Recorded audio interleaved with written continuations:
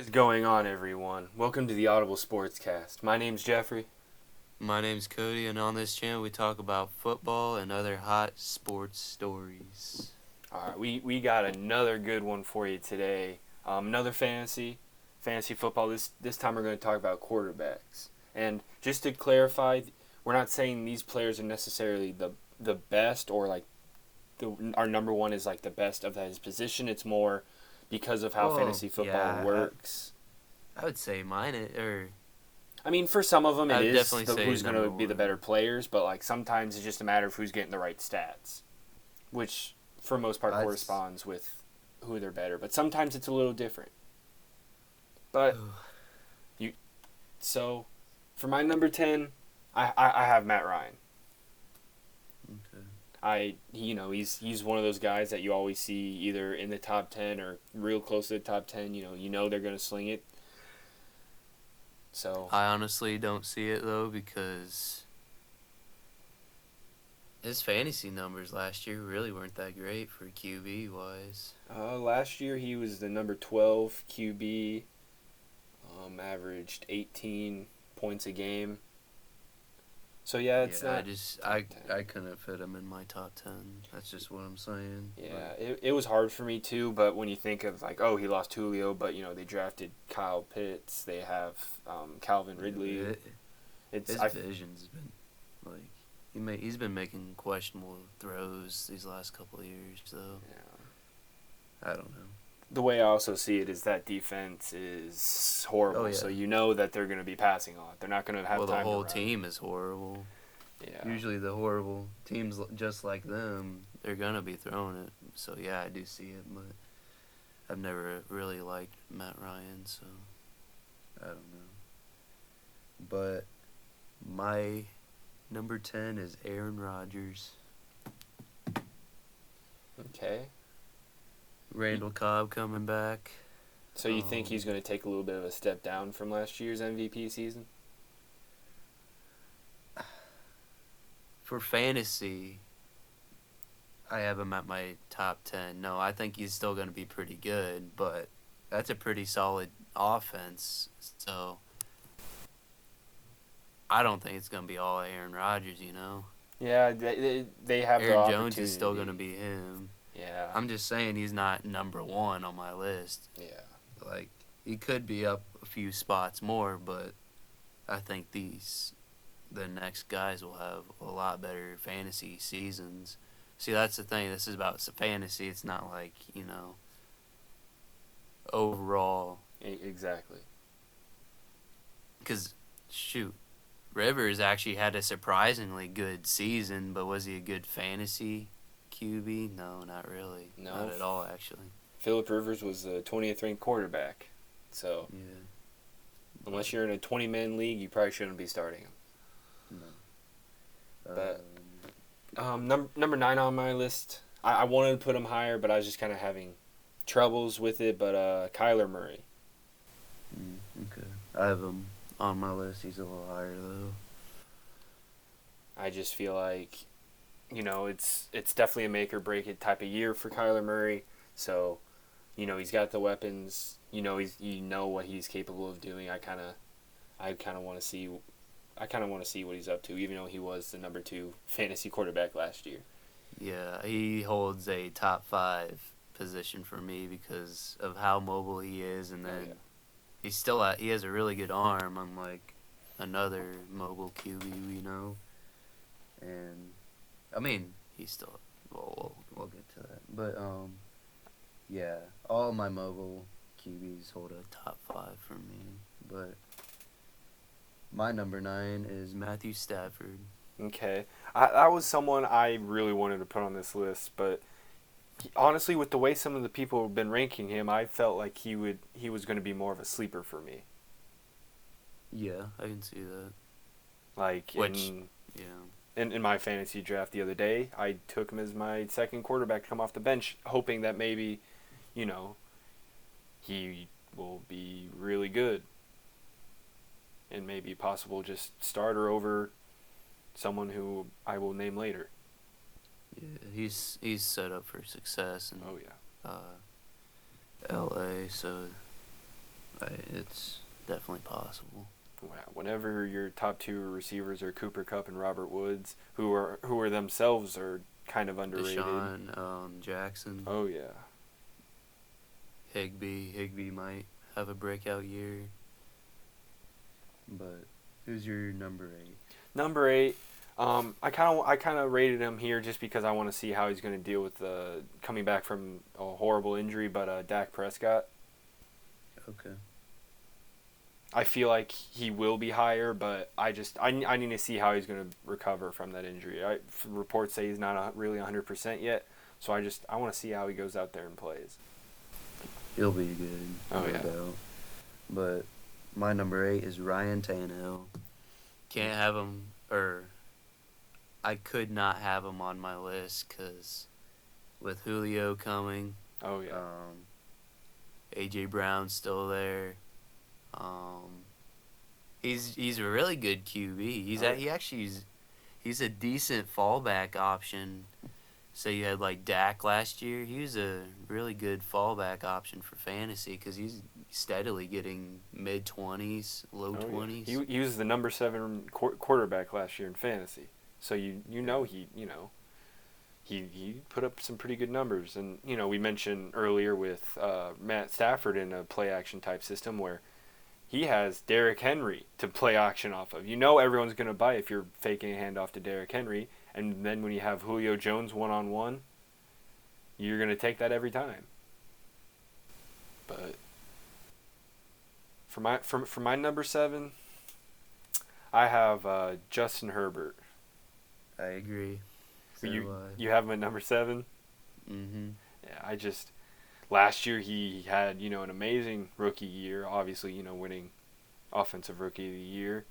And I feel like that Chargers team had dealt with a lot of injuries, and this year if they can stay healthy and they added a few people in free agency and through the draft, that'll be a team overall to watch out for.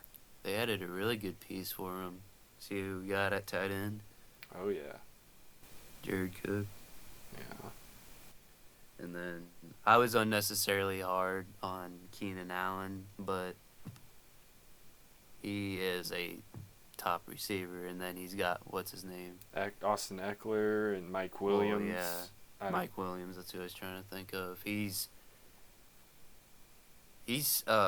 solid, like, fallback option for a wide receiver, so he's got it set there. Mm-hmm. And someone who I honestly think, just for the sheer type of weapons he has, and probably maybe will end up going higher, if not potential MVP season, but at number 6 I have Tom Brady.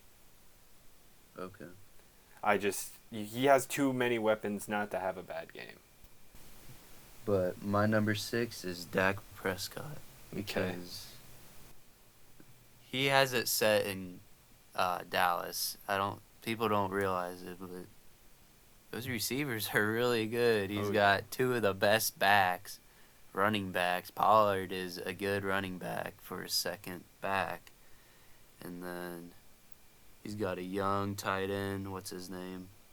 Dalton Schultz, I believe, is their tight end one. There's another one, I think, that's pretty There's a handful that they kind of rotate through. He's got it set. And then the line's back. Oh, yeah. Not to mention, I'm not really big on that defense. I feel like that defense is going to let some things slip up, so that's going to even elevate the offense more. The secondary's still trash. Oh, yeah. He's going to be gunslinging. For my number 5, I have Ryan Tannehill. Julio Jones. Yeah, he, like we were talking about earlier, he just is set up to be have a really good season. My number 5 is Lamar Jackson. Okay. I put him there because, as I said before, my top 5 spots hold mobile QBs. Well, mobile QBs get you a lot of points even if they don't know how to throw accurately, like this man right here. But I honestly think he'll get that down this year. He's got a few good receivers this year. Marquise Brown, he gets unnecessary hate. He's a good receiver. It's just he doesn't know how to hit him on the stride.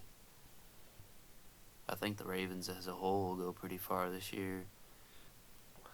For number 4, I have Aaron Rodgers. Okay. You know, it's kind of like what we talked about last week. You know, it's that last dance. You know, what's he gonna do? How is he going to put up the MVP type season like he did last year? Probably. So you know, let's see what they put up. We know that team's going to be good. It's just going to be a matter of, you know, how they're going to balance out that offense. Are they going to run it a lot? They're going to pass it. It's going to be whatever Rodgers wants it to be. So it's going to be what they've been doing. Oh yeah. Which means Rodgers slinging it and Aaron Jones running it. With a little sprinkle of A.J. Dillon or even Randall Cobb can take it out of the backfield too.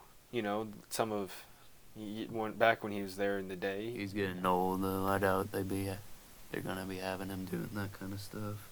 Yeah, probably. But I mean, he dealt with injuries last year. True, and someone who kind of reminds me a lot of Randall Cobb that they went out and drafted was Amari Rodgers out of Clemson, who people were pretty much calling the next Randall Cobb. So it was really just interesting, and I was thinking of a Clemson receiver next year with the Ross that will be taken to the first round of the draft. Yeah, it'll be interesting seeing the Bears and Green Bay play. But who do you got? My number 4 is Russell Wilson. Okay. Because that team is horrible, and you know they're gonna be throwing the hell out of it. Oh yeah. DK, Lockert's still good, even though I wouldn't get him on fantasy. He too inconsistent for me. I had him last year, and he put up 70 points one game, but he was too inconsistent. DK's the man. Oh yeah. DK's the man. And then they got that Everett guy, new tight end. Garrett Everett, who was on the Rams for the last couple of years. He might be a breakout tight end. Oh yeah, he showed some flashes for LA. Okay, so number 3, I have Josh Allen. Okay. I feel like, you know, these are my top 3 are all kind of maybe changeable, but I feel like, you know, Josh Allen had an amazing season last year. You know, number 1 fantasy quarterback, can mow down linebackers, run the ball, throw it. He has one of the best arms in the game. Has, you know, Stephon Diggs to throw to, Cole Beasley, Dawson Knox, a really good tight end, kind of an underrated tight end, I feel like. But yeah, he's going to have another good year. They got Emmanuel Sanders. Oh, true. I forgot they picked up Emmanuel Sanders, who has always maybe not put up the numbers he has, you know, back in Denver, but he's a reliable target. And he's mobile. Yeah. Oh yeah. My number 3 is Kyler Murray. Okay. I can see it. Yeah. He's got more targets. He's got Rondale Moore from Purdue on there. He has speed, and for how short he has a really, really high vertical. Oh yeah. He's got A.J. Green now, which, yeah, he's old, but he's still good. And some of the best hands in the game. DeAndre Hopkins, who is a top 5 receiver. If not top. He's literally 2. He's a magnet, yeah. For fantasy, yeah. And then Christian Kirk's still there. Oh, yeah. They have weapons for days. Yeah, and then he's just mobile. Oh, yeah. He can break anyone's ankles as a QE, short, can do whatever. And he, you know, not a lot of people talk about the arm he has. You see some of those throws he's making last year, like throwing on the run, a deep ball. Oh, yeah, the Hail Mary. I completely forgot about that Hail Mary against Buffalo. He wasn't even looking. No. It's just, he he's someone that, I maybe should have had higher on my list, but, he's going to be good this year. Now, and that defense will definitely step up too. They went out and got J.J. Watt, and I feel like that the whole division, the AFC West, it's going to be hard to get out of that. But coming in for my number 2 spot, I have Lamar Jackson.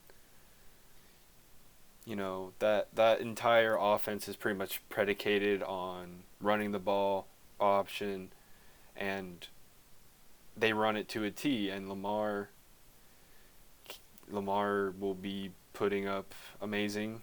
There's a reason people call him a running back. It's because he puts up running back numbers. And overthrows his targets. Yeah, but not always. He hits them once in a while, and once in a while. He needs to get that under control, though. I obviously have him in my top 5, but if he gets that under control, he's the top QB. But it's hard to. We'll definitely have to see. Yeah, and I feel like one of the underrated signings from this free agency was Sammy Watkins. Like he was kind of in a Kansas City system where he wasn't kind of the star. It was more the Travis Kelce, Tyreek Hill show. But he couldn't stay healthy. That's his thing. Too. But if he is healthy, that's a guy you have to watch out for in Baltimore. Well, that whole receiving core has speed on top of speed. You got Marquise Brown, who's arguably one of the fastest. Yeah, Sammy Watkins, and then that Bateman guy, who is probably, if he stays healthy, will take over that receiving core. Oh, yeah. I heard really good things coming out of training camp about Rashad Bateman before he started getting hurt. So, hopefully, he can stay healthy, because that's 3 guys right there that are wide receiver 1s on different teams. Yeah, who's your number 2? My number 2 is Josh Allen. Okay. That team is too good, and he was really promising last year. He could probably arguably be number 1, but he's got a great receiving core. Oh yeah. Who's that? What's that Knox guy's first name? Dawson Knox, the tight end. Yeah, good tight end. 2 good running backs. I'm not really high on Singletary, but they both can catch the ball. Oh yeah, that'll be a good tandem. Not necessarily for fantasy, but Zachary Moss and Devin Singletary. Oh, definitely don't trust them for fantasy, but for Josh Allen's sake, yeah. And then Josh Allen runs the ball a lot too, so he's just. And he's got. Go ahead. He's got the best arm in the NFL. He definitely has one of the best arms. I'd say he has the best. I wouldn't say the most accurate, but with power, he definitely. And plus, when you have receivers like Stephon Diggs, you just have to put it in their area and they'll go get it. Exactly.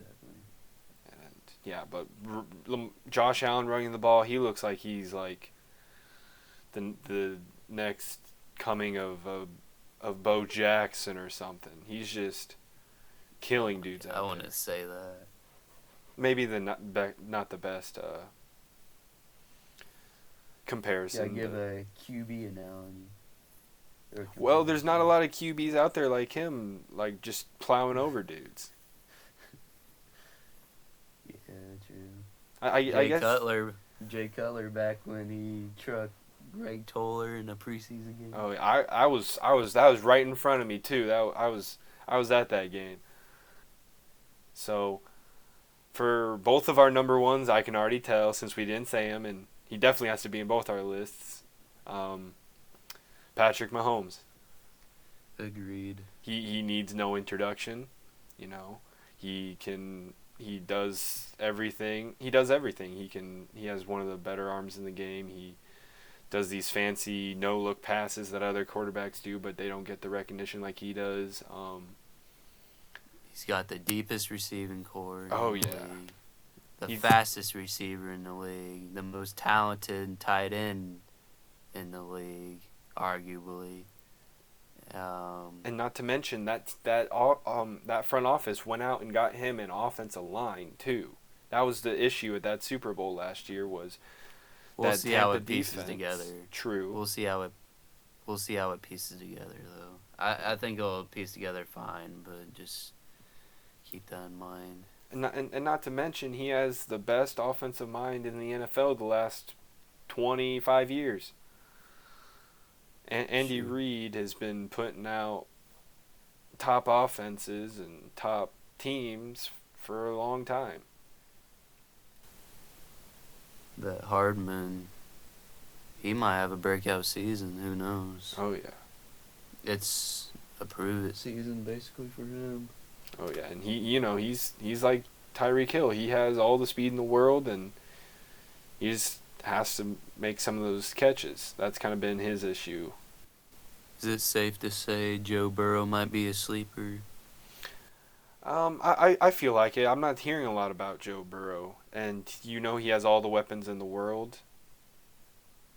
Him and T. Higgins had good connection last year, not to mention Tyler Boyd, who's been a really good receiver there for a while, and when you go and draft Jamar Chase in the first round too. He's a gamble, I'll let you know that. Oh, yeah. Coming off that injury too, and them not really doing much to the offensive line situation. But, yeah.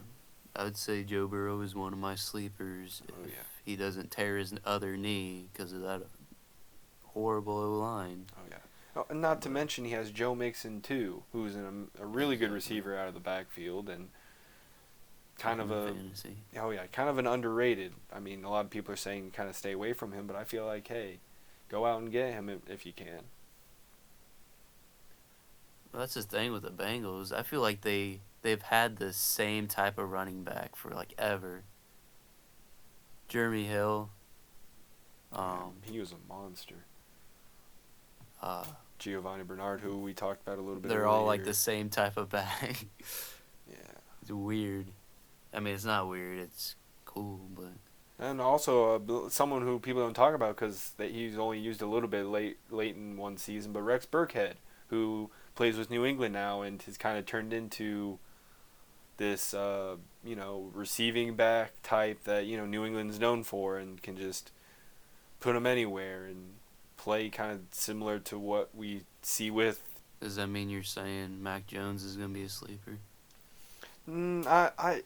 Yeah, and of course the news came out about Cam Newton getting cut and pretty much Mac Jones winning the starting job. I'm not sure. I feel like Mac Jones will have a good year. They went out and got a lot of pieces for him. Some of that offensive line's coming back from everything. That offensive line's going to be good. And I think he could be. I think he could be, but I don't know. I'm not that big on Mac Jones, but at the same time, I can see it. That team's got a lot of talent now. Oh, yeah. I mean... Nelson Aguilar, who learned how to catch now. He's got hands now, somewhat. Was his first name? Is his first name Jacoby Myers? Oh yeah, the receiver that was He's pretty much good. their wide receiver one last year.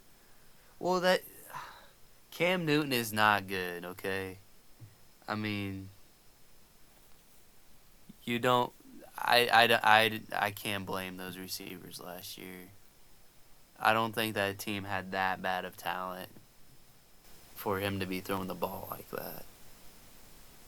I don't know. That's just my take. I don't know, but I agree with the decision they made. Shoot, in preseason he was looking like the same crappy QB he was last year. Mac Jones was looking way better than he was or is. Yeah, it'll be, and not to mention, New England, that coaching staff, Bill Belichick, you got Josh McDaniels there. It's they always know how to scheme it up nice, and they have good running backs. They went out and signed 2 amazing tight ends. So yeah, that team has weapons. So Mac Jones definitely has the weapons to do it with. Maybe even make a good playoff run. He's got a great coach. You obviously see something in him. So Oh yeah. I honestly couldn't believe he saw something in Cam Newton for how long he did. I agree with the choice of signing him last year and seeing how it goes, but after that season, jeez. Yeah, it was.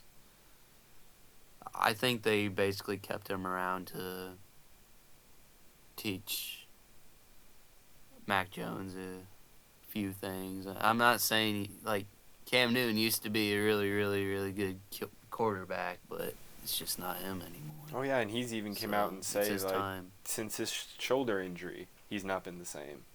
You know, he's even come out and say that. He played it really stupid. That's why. Oh yeah, and it's kind of a mixture of that, and for a while they weren't calling a lot of things on him just because he was bigger than everybody else.